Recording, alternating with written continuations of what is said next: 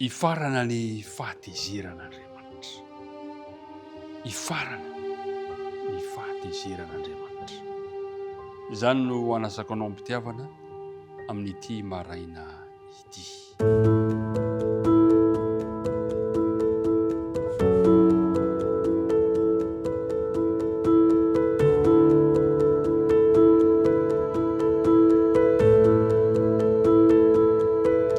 Miaraba-tsika rehetrarehetra indray tafahoana soamatsara amin'izao alakamisy fa 30 volana janoary izao.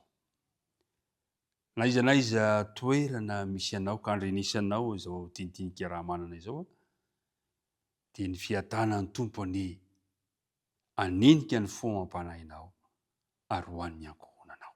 Andeha hiaraka hivavaka isika.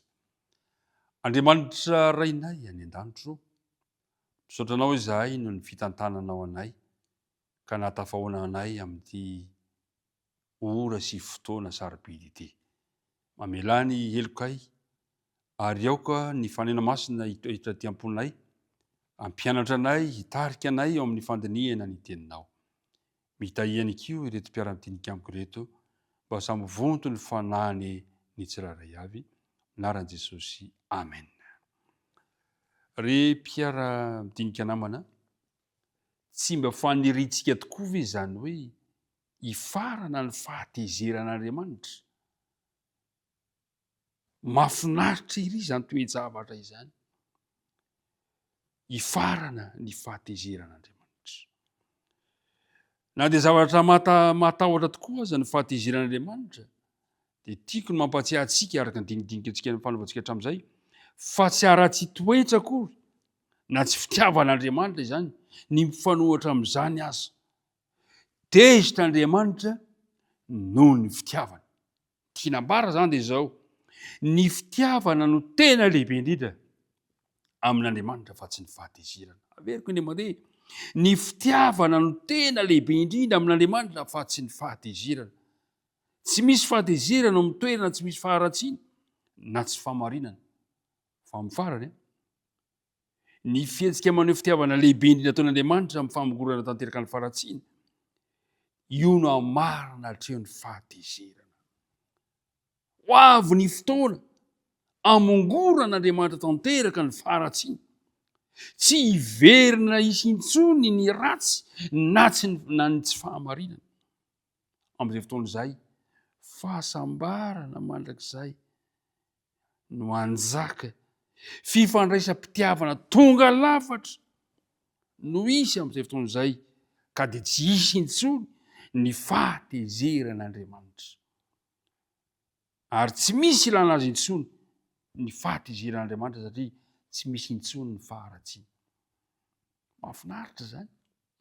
Ary antenao irio izany ry mpiara-mitinika namana izany. Manoloana izany anefa dia zavatra misy ihany indraindray dia izao.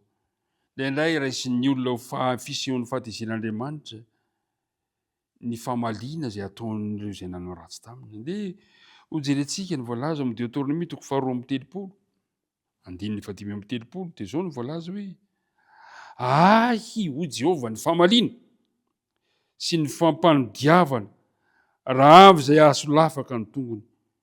Fa tombotra ny andro ahitany loza ary ho afaingana ny zava-boatendry anjo azy. Izao ny voalaza amin'ny Ohabolana 2:20.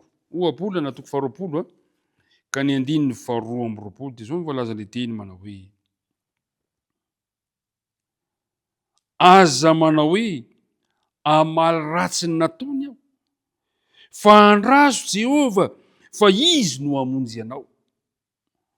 Ao amin'ny Ohabolana 2:20, 7:20.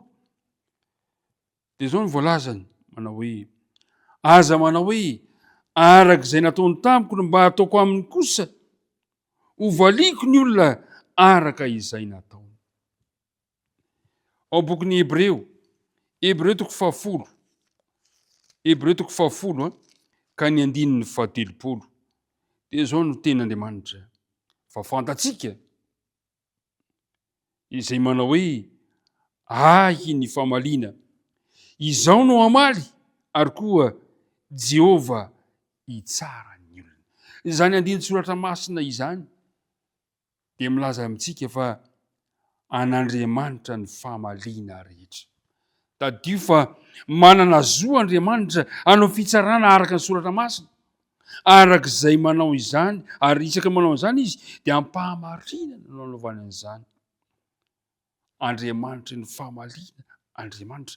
An'Andriamanitra ny fahamaliana. An'Andriamanitra ny fahamaliana. Ary zay ny mahafinaritra indrindra, ilay Andriamanitra ny fahamaliana io, ny mamaly ny zavatra rehetra nitranga, no io ihany koa ny manafoana ny fahatezerana. Manafoana ny faharatsiana. Ary zay le roa hevitsika androany manao hoe hifarana ny fahatezeran'Andriamanitra. Fa himpiandrasana izany fahamalian'Andriamanitra ny fahatezerana izay dia izao: Andriamanitra no manafaka antsika amin'ny fahatezerana ho avy. Zay ny voalazan'ny Paoly amin'ny Tesaloniana voalohany, toko 2:10, ary manamafy izany ny Romanina toko 5:9 sy 9:7. Fa Andriamanitra tsy nanindry antsika ao amin'ny fahatezerana, fa mba azo famonjena amin'ny alalan'i Jesosy Kristy tompontsika izy. Misy tokoa ny fahatezeran'Andriamanitra. Saingy noho ny fahasoavan'i Kristy dia afaka amin'izany fahatezerana izany izay mino an' Jesosy. Hifarana tsy ho ela ny fahatezeran'Andriamanitra. Kanefa mpiandrasana izany, ampitrao eo amin'Andriamanitra ny fahamaliana ny zavatra rehetra eo anoloko, eo anolonao. Aza mamaly ny ratsy, avelao Andriamanitra no mamaly. Ahy ny fahamaliana hoy Jehova. Andraso Jehova. Ary io Jehova zay mamaly ny faharatsiana rehetra io ihany koa no hamarana ilay fahatezerana tsy hisy intsony mandrakizay. Tiako izany no ampahery anao fa ho avy izany fotoana izany, ho avy tsy ho ela izany toe-javatra izany, hifarana ny fahatezerana, hifarana ny fahatezeran'Andriamanitra. Tsy misy lana izany intsony, fotoana mahafinaritra izany toe-javatra izany. Ny tompony ampahery anao, ny tompony hitantana anao amin'ity tontolo andro ity, ka andeha farana antsika mivavaka izao dinidinika izao. Andriamanitra rainay io izay ny an-danitra misaotra anao indray izahay, noho ny tombontsoa izay nomenao anay nahafahana nandinika izany teny izany, ka nampahafantaranao anay fa ho avy ny fotoana izay hifarana ny fahatezerana. Irinay Tompo mba ho avy faingana izany, ary irinay mba handray anjara sy hiaino anatin'izany toe-javatra izany izahay. Mitahi ny mpiara-midinika amiko, mitahi ny tontolo andronay, aza mahafoy ny hamasaraka anay. Anaran'i Kristy nangatana ny vavaka.